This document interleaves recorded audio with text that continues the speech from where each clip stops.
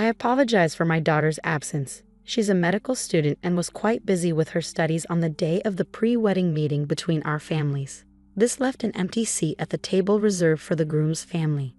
Noticing my concerned gaze, my in-laws apologized together, visibly embarrassed.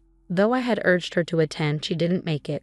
My husband Daniel grumbled about his sister and respectfully lowered his head to my family. We reassured them it was all right, and they seemed visibly relieved. My mother-in-law expressed a desire for us to get along with their daughter, and I agreed wholeheartedly. At the time, I didn't overthink the situation as my in-laws and husband had left me with a good impression. I naturally expected my sister-in-law to be the same. My name is Sarah, and I am 33 years old. I recently married my husband 2 months ago, and we plan to hold our wedding ceremony next year. Around the time of the family meeting, my mother fell ill and was hospitalized. So we decided to postpone the ceremony until she fully recovered. My mother had always dreamed of seeing me as a bride, so we decided to enjoy our time as a newly married couple for now, with me focusing on being a full-time housewife. Before I got married, I worked as a doctor at a hospital. However, the demands of the job took a toll on my mental and physical health, affecting my work and daily life. Though I wanted to leave immediately, I couldn't due to my commitment to my patients. With the support of those around me, I eventually resigned from the hospital. Perhaps a large hospital wasn't the right fit for me. While I was wrestling with feelings of inadequacy and self-blame, I met my husband. After dating for some time, we got married. My husband, who grew up in a modest family, was surprised to learn about my previous career as a doctor, but he saw me for who I was rather than focusing on my past profession. He promised to make me smile every day and worked hard to keep his word. I devote myself to cooking and housework to make my husband's life as easy as possible. His presence has been essential to my happiness and recovery. My health has steadily improved, so I'm thinking about returning to work and using my medical license again. Despite our happy life, there remains one concern: my sister-in-law. My sister-in-law, whom I haven't met yet, is a busy medical student according to my in-laws. We were supposed to meet her at the family gathering, but she couldn't attend due to her studies. She excelled in her exams on her first try, indicating her remarkable talent. My husband and I got married a few months after the family meeting, so we missed the chance to meet her. I hope we will have the opportunity to get to know her someday. One day, while my husband and I were out shopping in town, enjoying ourselves browsing furniture and matching tableware, we decided to take a break. Just then, we heard a woman's voice exclaim, "Hey, isn't that Daniel?" My husband turned around, and I followed his gaze to see a striking young woman in a low-cut dress, high heels, and a strong perfume. "Lisa, what are you doing here?" my husband asked. The woman, whom he called Lisa, stared at me, making me feel slightly uneasy. My husband introduced her to me. "Sarah, this is your first time meeting her, right? This is my sister, Lisa." "Oh, so you're Lisa. Nice to meet you. I'm Sarah," I said, politely bowing my head. Though she wasn't what I had imagined, I tried not to judge her by her appearance. As I reflected on this, my sister-in-law laughed mockingly. "Oh right, you're already married. So this is my sister-in-law? My brother is handsome and has a great income, but he married such a plain older woman. It's a mystery," she said with blatant rudeness. Her remarks during our first meeting took me by surprise.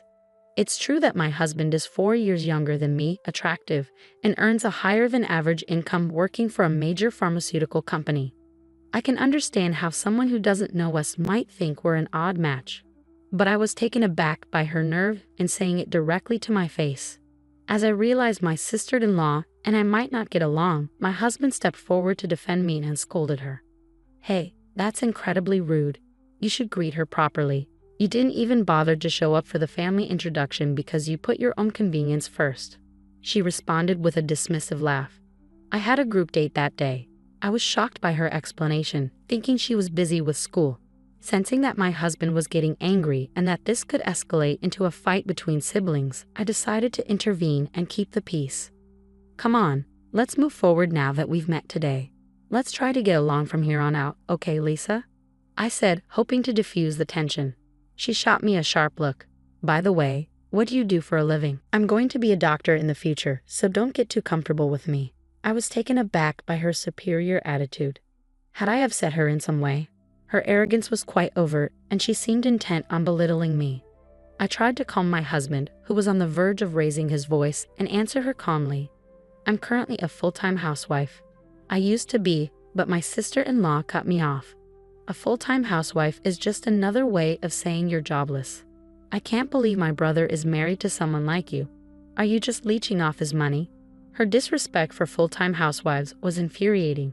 My cheek twitched at her condescending remarks. Trying to manage the situation with restraint seemed to have backfired. Lisa, stop. Sarah isn't who you think she is, Daniel protested. It's okay, Daniel, I said, soothing my husband. I knew I had to handle this carefully to avoid a confrontation. I quickly grasped the type of person my sister-in-law was. Although she clearly possessed intelligence as evidenced by her academic success, her demeanor left much to be desired. Becoming a doctor is a noble pursuit. It's a challenging path, so please keep working hard, I said with a warm smile. Excuse me, she retorted. A jobless person has nothing to teach me. Also, since I'm still a student, I'm not expected to give my brother a wedding gift. Throughout our conversation, her condescending attitude persisted, and it seemed my husband had grown weary of arguing. He waved her away dismissively. Just leave, he said, as though shooing her away. She protested. I tried to talk to you, and you're so ungrateful. Fine, whatever, I'm busy too. See you. After she left, my husband turned to me and apologized, bowing his head deeply. I'm so sorry about my sister. She was incredibly rude. She used to be more considerate, I swear. I reassured him, it's fine. My opinion of my sister-in-law had plummeted, but I knew avoiding conflict between siblings was better than creating a rift. We'll just keep our distance from now on. Thank you for standing up for me. Let's have some tea and change the mood, I suggested, eager to leave the unpleasant encounter behind. How about some delicious coffee? When I smiled, my husband nodded with relief. A few days later, I visited a nearby large hospital, carrying flowers and a change of clothes in a tote bag. I knocked gently on the door of a private room. Mom, it's Sarah. How are you feeling? I asked as I opened the door. My mother greeted me with a happy smile from her hospital bed. I made regular visits to see her, assisting with her daily care and helping her change clothes. Today, she appeared to be doing quite well. My brother, Kevin, had just taken off his stethoscope and spoke on behalf of our mother. He works as a doctor at the hospital and is keeping a close watch on our mother's condition. Seeing his familiar face, I naturally softened and smiled. Hey, Kevin, it's been a while, I said. Yeah, he replied with a smile as he continued to jot down our mother's progress. I set the tote bag down and took a seat in the round chair next to my mother's bed. Dad was here not too long ago, but he had to leave for a conference, Kevin mentioned. It's too bad we couldn't all catch up while he was here. My mother chuckled at the thought. By the way, this hospital is run by your father. It's a bit surreal to think that I used to work here as a doctor, just like my father and brother. This hospital feels like both my childhood home and former workplace. After some enjoyable parent-child conversation, my mother began to doze off, murmuring, I think the medicine I just took is starting to work. I'm getting sleepy. I tucked her in with a blanket, and Kevin and I shared a knowing laugh, thinking she might have felt relieved. Leaving my mother's room, my brother and I found seats on a sofa in the lobby. Are you and Daniel getting along well? He asked me. I nodded, smiling. Yes, we're enjoying our time together. He chuckled and affectionately patted my head. He's always been a worrier when it comes to you, even after you got married. We were all concerned when you left the hospital. Meeting Daniel was the best stroke of luck, I admitted. His presence played a significant role in my recovery. As we continued to chat, a nurse approached my brother, and he excused himself. I'll be right back. Just wait for me, he said before disappearing to attend to a patient. Watching him go, I acknowledged that he must be quite busy being next in line to our father, the hospital director. Just having had the time to chat with him felt like a small miracle. Melancholy washed over me as I sat in the hospital, feeling the absence of my usual role alongside my father and brother. Suddenly, a familiar loud voice pierced the quiet. What's jobless Sarah doing here? My sister-in-law's smirk greeted me as I sat on the sofa. The emphasis she placed on jobless stung, but I maintained my composure with a smile. Hi, Lisa. I'm here to visit my mother. Since this is a hospital, could you please lower your voice? I requested politely, hoping to avoid further confrontation.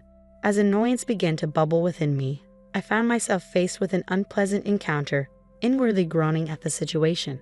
Ignoring my subtle warnings, she continued speaking loudly. "Wait, your mother is in the hospital. I'm here today for my internship," she exclaimed, seemingly surprised. I had suspected as much from her appearance. It wasn't uncommon for her, being a medical student at a nearby university.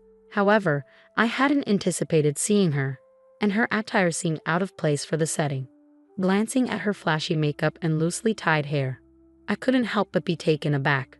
While I understood the time constraints of her studies, I wondered if she grasped the importance of professionalism, something I had prioritized during my time working as a doctor. I wore makeup too, but I prioritized cleanliness and kept it subtle to avoid making patients uncomfortable. I wondered if anyone had spoken to her about it. Looking around, I noticed a few medical students and doctors from the hospital standing behind my sister-in-law, their faces pale with confusion. Many of the doctors at the hospital were my former colleagues, and the medical students seemed to have just learned that I was the daughter of the hospital director. To them, she likely appeared as an audacious medical student being rude to the director's daughter. Concerned that my sister-in-law's loud voice would disturb the hospital's calm, I tried to suggest moving elsewhere. Lisa, could you please lower your voice? It's bothering people," I said. Lisa interrupted me with an exaggerated sigh, almost as if she was trying to provoke me. "A good-for-nothing daughter snagged a high-income guy like my brother? I bet your mother is relieved. You're probably making him pay for your mother's hospital bills, huh? Just like a trashy mother-daughter duo would," she sneered, making sure everyone around us knew just how she viewed me. Both the doctors and medical students frowned at her disrespect, as did the passing patients. Being publicly humiliated and having my mother insulted pushed me to the edge of my patience. "Hey, you need to stop this," one of the doctors intervened, unable to stand by any longer. But Lisa just laughed carelessly, ignoring him. "She deserves to be told off like this," she said. The doctor who intervened looked at her with a frown and said dismissively, "Your behavior will end your career." Lisa seemed oblivious to the weight of his words. Just then, my brother returned from finishing his errands. He saw the tension between me and my sister-in-law, as well as the uneasy atmosphere around us. He tilted his head, puzzled.